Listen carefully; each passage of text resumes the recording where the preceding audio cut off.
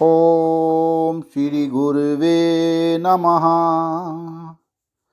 ओम शांति शांति शांति। प्रणाम भगवान। भगवान योग वासिष्ठ महारामायण से निर्वाण प्रकरण पूर्वार्ध और सर्ग नंबर 42 से 43 लेते हैं भगवान, जिसमें शीर्षक है समष्टि व्यष्टात्मक जो संसार है वह सब माया ही है। यह उपदेश देकर भगवान श्री शंकर का अपने वास स्थान को जाना तथा वशिष्ठ जी और श्री राम जी के द्वारा अपनी अपनी स्थिति का वर्णन। सत्संग लेते हैं भगवान। श्री वशिष्ठ जी ने पूछा, भगवान, सृष्टि के आदि में देह के संबंध से संसार में भ्रमण करने वाला वह जीवात्मा माया रूप आकाश में स्थित हुआ किस अवस्था को प्राप्त करता है? भगवान शंकर ने कहा, मुने, जिस प्रकार स्वप्न मनुष्य स्वप्न के संसार को देखता है उसी प्रकार वह जीवात्मा भी परम सूक्ष्म मायामय आकाश में कर्म अनुसार शरीर को देखता है और शरीरों को देखता है।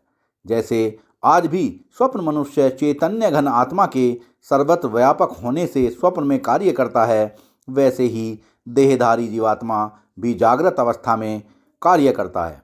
जिस तरह शून्य स्वरूप बेताल वास्तविक दृष्टि से असद्रूप है किंतु भ्रम से सद्रूप प्रतीत होता है, उसी प्रकार वह समस्त जगत वास्तव में असत है किंतु भ्रम से सद्रूप प्रतीत होता है। इसलिए जगत का कारण वास्तव में अहंकार ही है। वाह भगवान वाह। यह संसार वास्तव में सत्य नहीं है, न यह कल्पित है, न क्षणिक है, न यह कुछ उत्पन्न ही होता है और न कुछ विनष्ट ही होता है। वास्तव में इसका अत्यंत अभाव है। चेतन जीवात्मा ही संपूर्ण प्रपंच की संकल्प रूप से अपने में उसी प्रकार कल्पना करता है जिस प्रकार मनुष्य स्वप्न में नगर का निर्माण और विनाश करता है, पर जाग जाने पर वास्तव में उसका स्वप्न के देश और काल से कुछ भी संबंध नहीं रहता।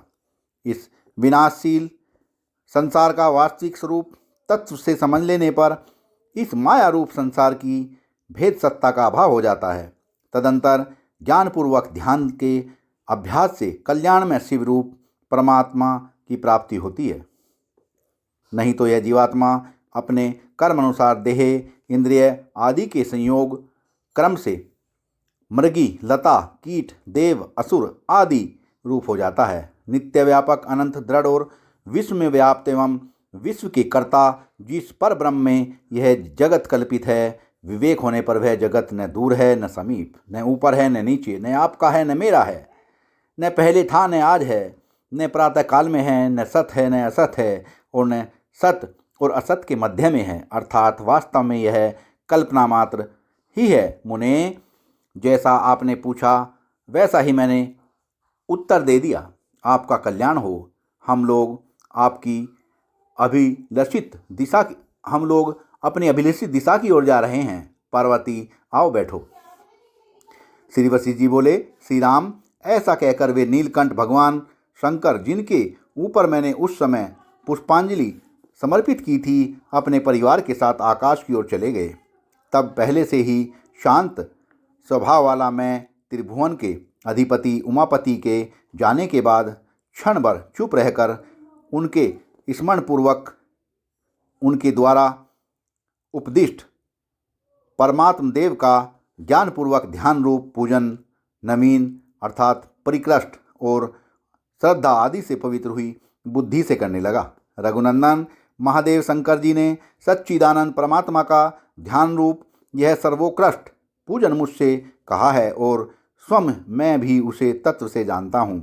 जिस तरह का यह जगत का स्वरूप है उसे तुम भी तत्व से जानते ही हो। जैसे जल का द्रव्यत्व स्वभाव है, जैसे वायु का स्पंदत्व स्वभाव है और जैसे आकाश का शून्यत्व स्वभाव है, वैसे ही परमात्मा का सर्गत्व अर्थात सर्जन स्वभाव है।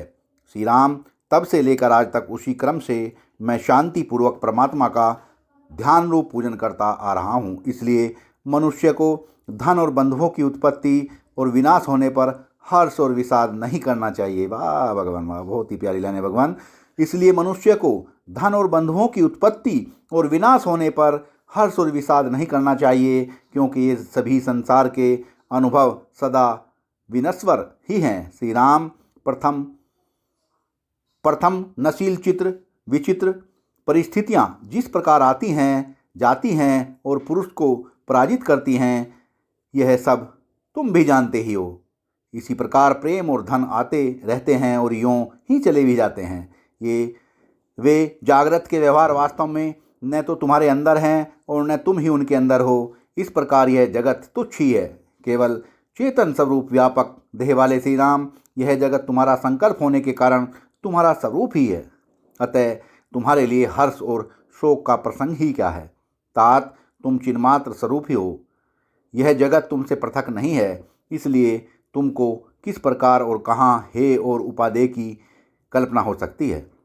तुम शम ज्ञान स्वरूप और उदारधी होकर सदा ब्रह्म के ध्यान में तत्पर होते हुए समुद्र की तरह परिपूर्ण परितृप्त रूप से स्थित रहो। रघुनंदन, यह सब तुमने सुना और परिपूर्ण बुद्धि होकर तुम स्थित भी हो। इस विषय में और जो कुछ पूछना चाहो पूछो।